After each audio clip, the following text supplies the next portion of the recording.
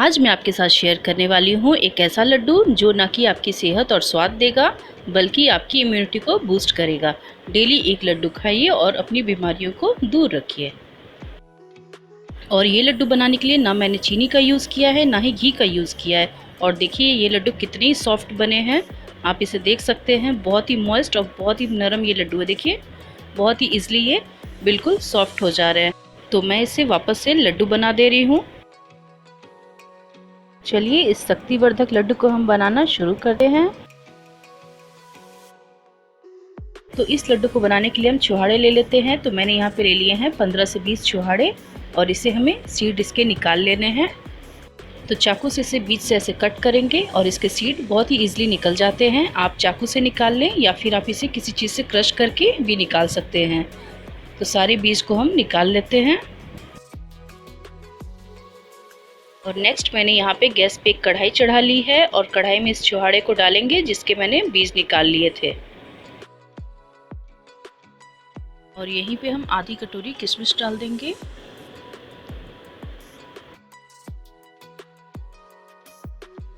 और यहीं पे हम आधा लीटर दूध डाल देंगे इस कढ़ाई में।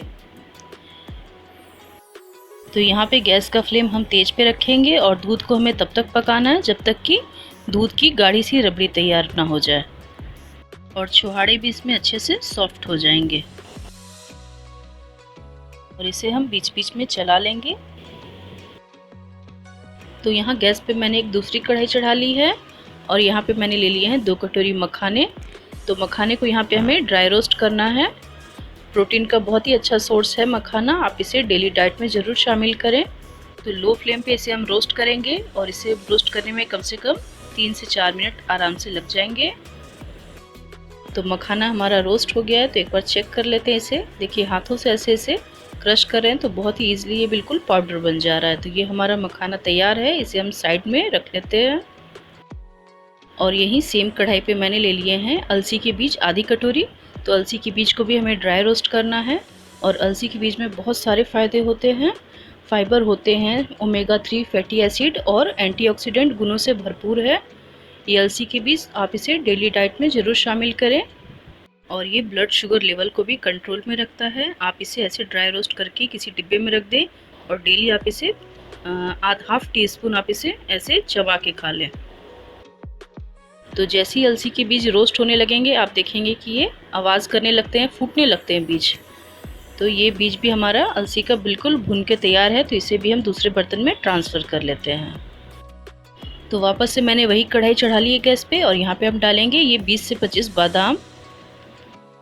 और इन सारी चीज़ों को भूनते वक्त हमें गैस का फ्लेम लो टू मीडियम पे रखना है। जब लो फ्लेम पे कोई चीज़ हम अच्छे से भूनते हैं तो अच्छे से रोस्ट होता है अंदर तक, नहीं तो फिर तेज़ फ्लेम पे करेंगे तो ऊपर ऊपर पक जाता है पर अंदर से वो कच्चा रहता है। तो बादाम को मैंने पहले डाला है और बाद में यहाँ पे मैं ऐड कर रही हूँ कुछ काजू। तो यहाँ पे मैंने ये 25 से 30 काजू ले लिए हैं। तो काजू को भी यहाँ पे रोस्ट करेंगे। बादाम को मैंने पहले डाला था क्योंकि बादाम को रोस्ट होने में थोड़ा टाइम ज़्यादा लगता है। तो 4 बड़े चम्मच ये काजू हैं, इसे भी साथ के साथ हम रोस्ट कर लेते हैं। तो काजू बादाम अच्छे से भून चुके हैं। तो लास्ट में हम डालेंगे यहाँ पे 1 टेबल स्पून सौंफ। तो सौंफ को हम लास्ट में डालेंगे क्योंकि सौंफ बिल्कुल नीचे जाके बैठ जाते हैं और बहुत जल्दी से ये जल जाते हैं। अगर आपको अंदाज़ा नहीं मिले तो आप इसे सेपरेटली भी रोस्ट कर सकते हैं। तो ये ड्राई फ्रूट हमारे तैयार हैं। और आधी कटोरी से कम यहाँ पे मैंने ले लिया है ये खरबूजे के बीज। तो इसे भी हमें ड्राई रोस्ट कर लेना है।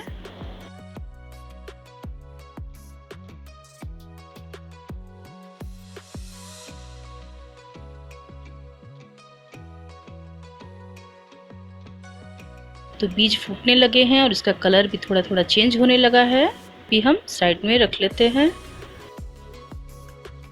अब देखिए यहाँ पे हमने जो ये छुहाड़े में दूध को रखा था उबलने के लिए, तो ये दूध ऑलमोस्ट बिल्कुल सूख चुके हैं, गाढ़ी रबड़ी जैसी तैयार हो गई है ये। तो इसे भी थोड़ी देर के लिए और पकाएंगे क्योंकि आप इसमें देख सकते हैं कि थोड़ा दूध अभी और रह गया है। तो इसे बिल्कुल हमें ड्राई करना है।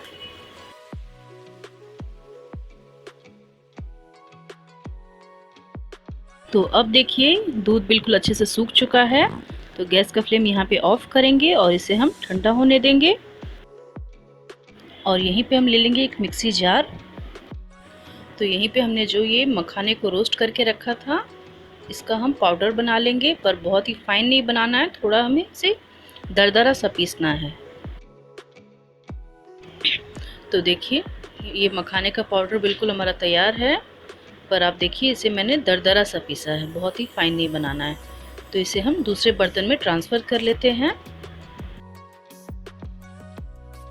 और सेम मिक्सी जार में ड्राई फ्रूट जो रोस्ट किए थे, बादाम और ये काजू, इसे भी यहाँ पे हम डाल लेते हैं और इसमें अलसी के बीज जो रोस्ट किए थे इसे भी डाल लेंगे।